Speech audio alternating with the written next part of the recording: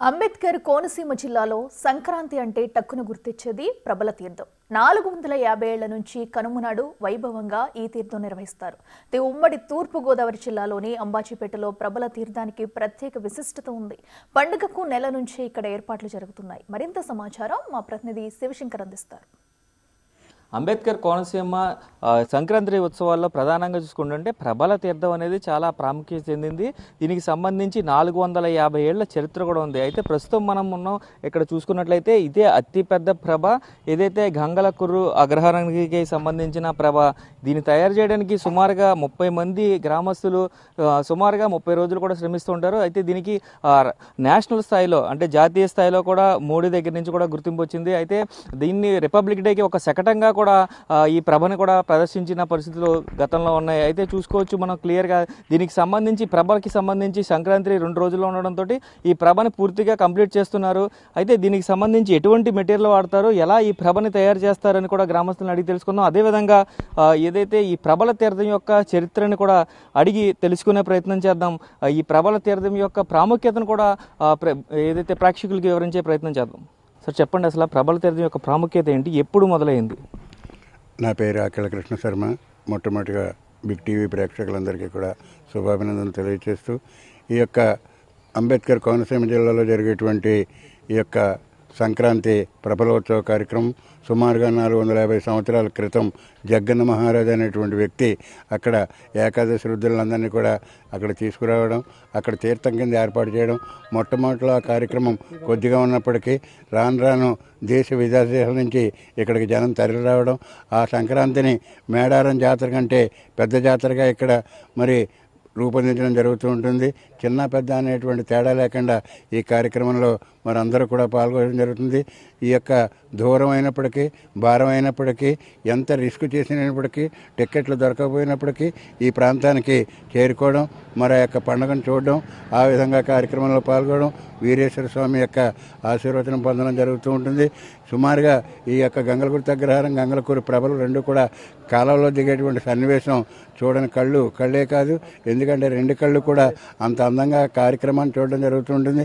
ఈ కార్యక్రమం మొట్టమొదటిగా ఈ కార్యక్రమం రూపొందించినప్పుడు ఢిల్లీలో ఉన్నటువంటి ప్రధానమంత్రి గారి ఆఫీసుకి కూడా ఈ ఇన్ఫర్మేషన్ ఫార్వర్డ్ చేయడం జరిగింది. ఆ ఫార్వర్డ్లో ఆయన కాపీని కూడా అభినందిస్తూ ఒక కాపీని ఇక్కడ పంపడం జరిగింది.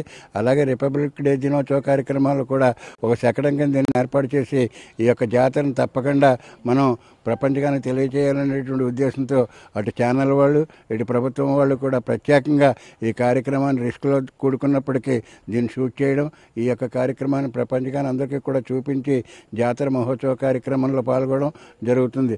ఏది ఏమైనప్పటికీ ఈ జాతర కోసమే ఈ సంక్రాంతిలో ముగ్గురు కూడా ఈ 3 రోజులు కూడా దేశ విదేశాల నుంచి వచ్చి ఈ కార్యక్రమంలో పాల్గొనడం జరుగుతుంది.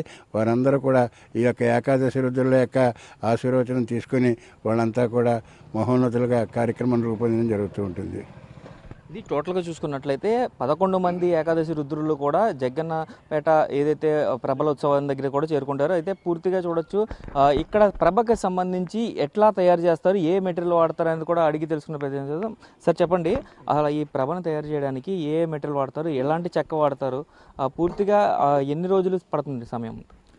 గంగకుర అగ్రహారం గ్రామస్తులు మరియు శివకేశగిత వారు దీన్ని సుమారుగా 3 రోజులు ప్రభను తయారు జరుగుతుంది. దీనికి సామాన్లు ఉపయోగించేవి తాటిమట్టలు, తర్వాత ఎదురుబద్దలు, తర్వాత ఎదురుబొంగులు, తర్వాత పోక చెక్కలు మొదలైనవి వాడి దాన్ని ప్రేమగా తయారు చేసి దానికి రంగురంగులుగా కంకరలే కంకరలు కట్టిన తర్వాత దానికి ఒక మొగ్గ తయారు చేస్తారు ఉసుట్లనే ఫ్రేమ్కి.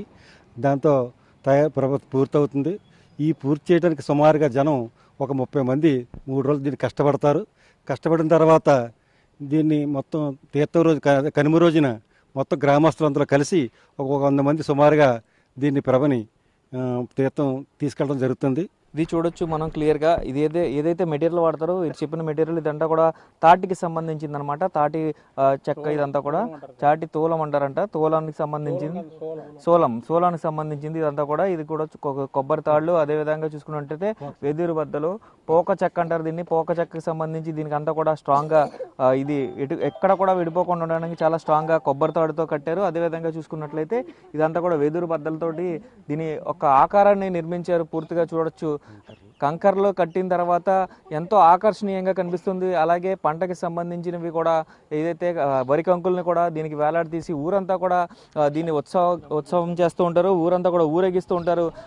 ఊరేగింపు మధ్యలో కూడా ఏదైతే జగన్పేటకి తీసుకెళ్లేటప్పుడు కాలువ దాటే ప్రక్రియను చూడని వారికి చూడడానికి కూడా చాలా అద్భుతంగా ఉంటుంది. ఎందుకంటే ఇంతటి బరువైన ప్రభని అంతమంది యువత ఎక్కడి నుంచో హైదరాబాద్ నుంచి, ఇతర రాష్ట్రాల నుంచి, ఇతర దేశాల నుంచి కూడా ఈ ప్రభల తీర్థానికి ఇక్కడ విచ్చేస్తూ ఉంటారు. వారందరూ కూడా ఖచ్చితంగా ఈ ప్రభల తీర్థంలో పాల్గొంటారు. ఎంతో భక్తి శ్రద్ధలతో ఇక్కడ ఈ ప్రభల తీర్థాన్ని నిర్వహిస్తూ ఉంటూ కూడా భక్తులు, అదేవిధంగా ఈ గ్రామస్తులు చెప్తున్న పరిస్థితి.